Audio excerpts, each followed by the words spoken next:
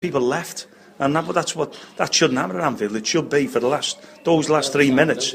You run on and you raise it and get the team to play on.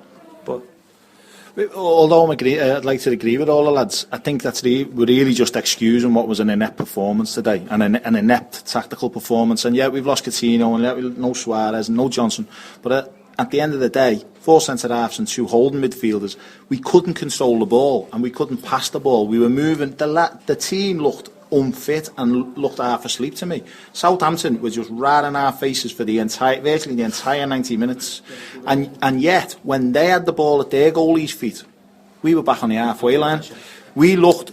To me, it looked like we were under pressure for being top of the league from the start of the game. Like, we don't, let's just keep what we've got. Instead of what the lads have touched on, going at them and trying to have a go. We just looked totally knackered and inept. We couldn't control the ball. Enrique came on, and his first touch, he tried to make a clever pass with his outside of his left foot straight out. He'd done that twice more. Moses just looked completely, he just looked too casual. Oh, this is it, I'll just stroll. I think Frank said Sturridge stopped making the runs, or it might have been Keith, and he was totally frustrated from after about 20 minutes. He got no service throughout the game. So I think, yeah, we lost Coutinho, we lost Johnson, but something else much deeper than that went wrong today. And to be honest, saying, we're still top of the league, I think that is also a bit of a cop-out. Yeah. I read an interview in the Times yesterday with Brendan Rodgers, and he was stating that, obviously we need to be picking up on the last 4 league games that we've had. We performed fantastically in the first half, but there's been something badly missing in the second half.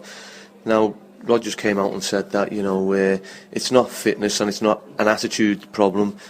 We can't seem to put our finger on it. Me personally, I think it's the players are puzzled because the formation what he's asking them to play, especially at home, any team at home should be playing an attacking formation. I don't care whether it be Southampton, whether it be Norwich, or whether it be Reading, QPR, Man City, Man United. Any home team should be playing with an attacking formation, and that summed it up for me today. Paul's stressed on it. Roy, Peter, Keith, Chris, they've all said today, 6 defending players today said enough for the thinkers all there, and realised that we came out today thinking that we were better than what we really are, and we didn't show any performance as far as I'm concerned.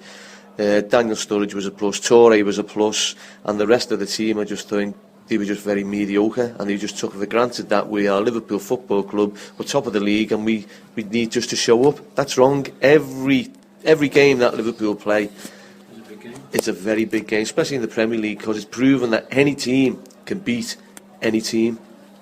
Yeah. Whether it be Liverpool, Man United or Arsenal. It might have been a reality check today. There's a couple of Sakho was his first home game, Moses was his first home game, so baptism of fire in that.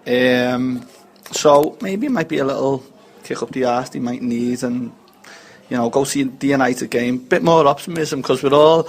Why they don't press baptisms of fire? There was no fire, not on the pitch or off the pitch. Yeah, but starting with the first games in Anfield, but they were lethargic and they didn't seem to get going at all from the first whistle. So imagine Suarez getting through into that second half there, in his pump. We keep coming back to Suarez, and well, he is our best player at the moment. Enough, we've got him coming back, because if we didn't have him coming back, I think we would really be our heads would be down, Go on, carry on.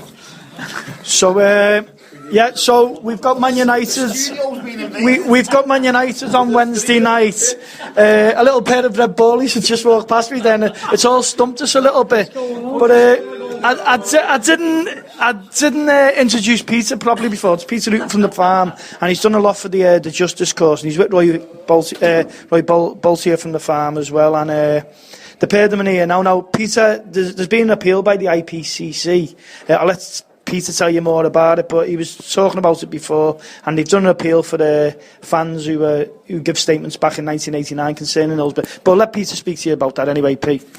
Yeah, well, what it is in 89, 12,000 people gave statements, and up to now, it's only been 6 to 7% of those fans who gave statements. 786, I think it is.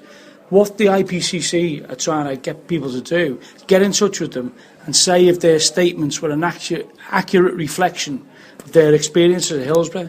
So I think it's very important because basically they found discrepancy in a handful of statements. So they want to know. They're not getting in touch with us to try and. Go on, carry on, Pete. Oh, they're not getting. Radio. It's just people. It's like Piccadilly Circus. For our listeners out there all around the world, Robbie out the sod man's kindly give us some space upstairs in the Solly, and it's a hotel as well, and a big fella, probably a Norwegian's just walked past us with a red pair of ballies going to get a shower, and it stumped us all. I think I just thought it was the West Midlands Police trying to throw us. Yeah. But anyway, getting back.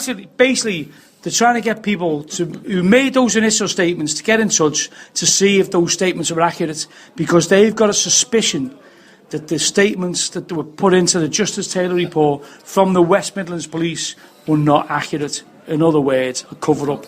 So that's what we need. We need people to get in touch to see the original statements and say that's a true reflection of what I experienced at Hillsborough. So they're not trying to catch it out. They're not even going for new evidence. They're actually conducting an investigation to see if those statements were accurate. Yeah, but the reason I brought that up tonight is because we've got listeners all around the world, and obviously some people are going to be, unfortunately, they're going to be dead. People have moved away, people are all around the world. So that's why I've mentioned it on the show tonight. Chris? Can fans give statements Again, if they never give statements from the first time around? Yeah, I mean, primarily they're after people who gave original statements, but they've said, as far as they're concerned, they can give statements. You can give statements if you never gave evidence in the first place, because you might have been traumatised. There's various reasons you mightn't have got in touch with the West Midlands Police, but they're anxious for people to also come forward as well. Well, I'll just follow on from that. First thing, Peter very kindly brought along a lady, Mary Bernier, I think her name was, to our show on Wednesday. So it's on the podcast as well, on AnfieldFM.org, and you can listen to actually the IPC talking directly about that. But to follow on what Peter's saying, do you want to talk to both sets, Chris? Yeah. Both people who gave West Midlands Police statements, because there's two investigations going on. One is in relation to just Hillsborough generally, and one is in relation to the West Midlands Police. And what she explained was that investigation begins in the gymnasium, and everything after that is part of that. But there's also another investigation in relation to Hillsborough generally. So I've also I never gave a West Midlands statement, but I have been in touch in regards the other side of it, and they were encouraging people to do that as well. But you can actually listen to the IPCC lady on our website. Thanks for that, Paul. We're just going to move back on to the United game on Wednesday in a minute, but Keith's got a couple of things you want to talk about concerning stewarding mainly Liverpool away games. Yeah, obviously, it's obviously come to a lot of people's attention in the last couple of weeks. Come to the fore about the Swansea game, but I think it happened against Preston. Which come under the radar, and Villa away, I think. But obviously at Swansea, it's sort of like come to the fore where you get into a situation where our fans are getting filmed by our own stewards employed by the club. So this is opened a big can of worms in some respects. That why are they doing this, and are they allowed to do it? Now, we at our meeting today, we basically went through all this and said, yeah, unfortunately, by the law, they are allowed to ask you about your question, your ticket, where your tickets come from, and about, and film you. But there's a lot of things they can't do, and unfortunately, a lot of the fans who go to the game are not aware of what's going on. That they can't do this and they can't do that. It's about making people aware, and hopefully giving them some information about basically what's going to happen to them is basically out of order. Liverpool now, I don't know why we've had this conversation a few times between us all. Why are they doing what they're doing? There's obviously a hidden agenda behind this, and I think the biggest thing about this is that Liverpool Football Club want to take as many tickets back off the away fans to give to their so-called corporates or whoever they want to give them to. But they've introduced a system which is basically of their own making. They introduced the loyalty system, which has been going on for what, 10, 15 years? Probably like that. Where people are being basically encouraged to go to all the away games and then get as many credits on their season tickets through loyalty. So that's been going on for a long time now. But I would suggest since possibly Istanbul, and obviously what happened in Athens when we got to the cup final, is that our support has gone quite through the roof. People are starting to get involved with Liverpool who ordinarily wouldn't get involved with Liverpool, and they want to go home to watch Liverpool, in these big away games in some people's eyes. To me, it doesn't matter who you're playing against, you're watching Liverpool, it doesn't matter who we're playing against. But obviously they're looking at games where, the likes of Manchester United away, Everton away, your Chelsea's, your Arsenal's, whatever. Liverpool Football Club, for what we're led to believe, had a lot of complaints about the fact that the loyalty scheme is a closed shop. But the closed shop's been designed and implemented by the club. So they can't have it both ways. But now, what they're trying to do, they're trying to get tickets back to supplement these people who are complaining. They want to go to these games. And what they're doing, in my opinion, they're casting a massive net over a lot of people to catch a few people. Yeah. Sorry, Keith, go on. So what you got the situation where what's happening now is that people have been going to watch Liverpool for probably 40, 50 years. Who, let's be honest about it, we all do it. I do it myself. You get tickets off your mate, you go to the game. You don't sell it on, you go to the game. And we all do that. We've done it for years. But now Liverpool are saying, well, that's against the rules. We all know it's against the rules to a degree. But it goes on in every football club. It doesn't happen in Liverpool. That goes on everywhere. That every big football club in this country will always have that, who basically sell out. Who basically, Everton do it, United do it, Arsenal do it. Basically, yeah.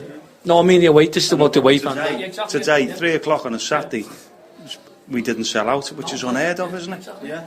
Well, just looking downstairs in the Solly, 3 o'clock kick-off. Win or lose, this is usually chocolate. There's not. It's half full tonight. It wasn't even obstructive view either. There were like a couple of rows in the main stand that weren't sold out.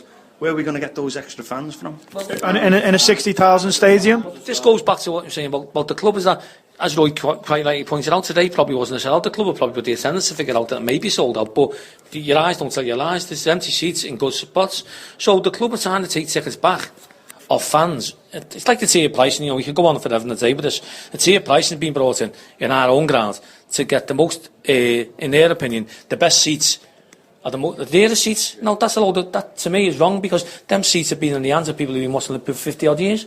They're sitting in antiquated stands, having antiquated services and everything else that comes with it, but they're getting charged through the nose to go there.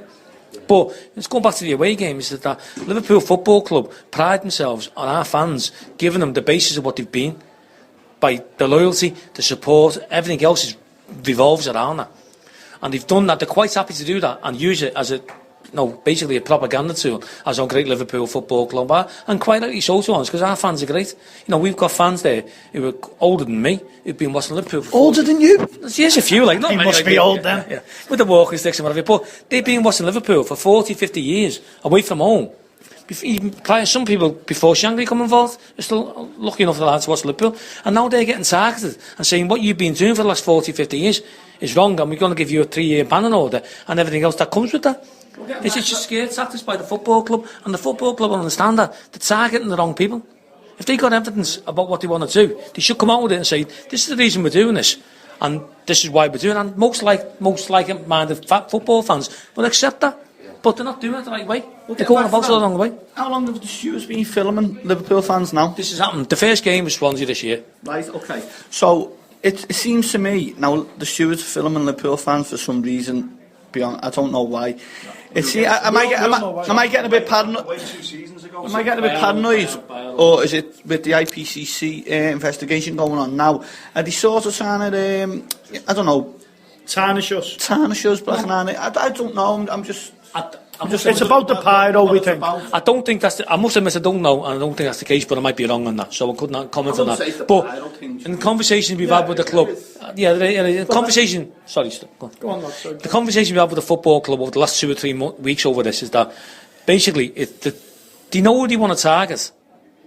So what I'm saying before, what they're doing now, they're targeting everybody instead of targeting the people who want to target. And the people that they don't need to get involved in this are getting dragged into this. Fellas who've gone the game years for years, or like I can't go to the game, so I'll give Jockey me ticket, and he goes in the game.